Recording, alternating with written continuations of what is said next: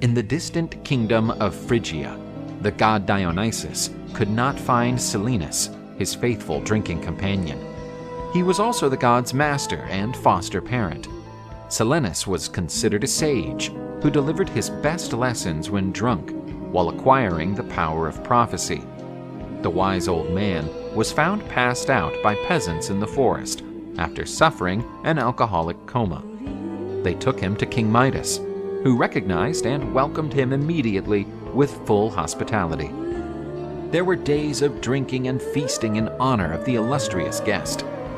The god Dionysus was pleased to find his old companion so well treated by his host. He greeted King Midas and, as a sign of gratitude for the good deed, decreed to fulfill any of Midas's wishes. The ambitious Midas did not reflect deeply on the matter and quickly chose his wish. "I want everything I touch to turn into gold." "Are you sure?" "Yes, of course. I will be the richest man who ever lived." Dionysus fulfilled his wish, but felt sorry for Midas that he didn't make a better choice.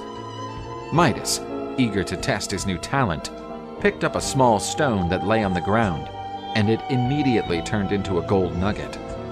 Euphoric, Midas touched several things, and all of them immediately displayed the golden color of gold. Midas suddenly felt hungry and decided to eat an apple.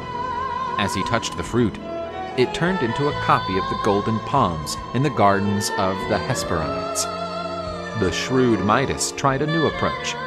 He took a fork, which soon turned golden, and stuck it into a piece of bread.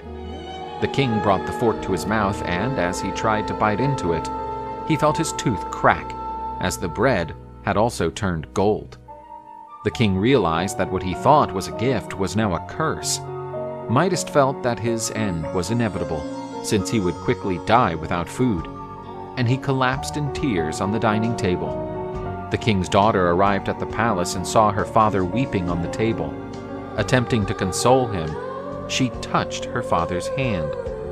Midas looked in horror at his daughter, who had turned into a statue of gold.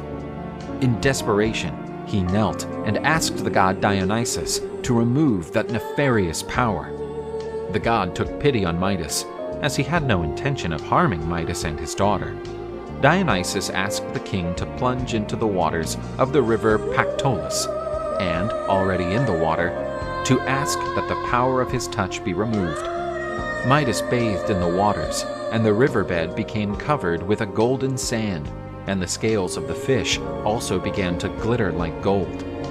The king was finally free of the curse.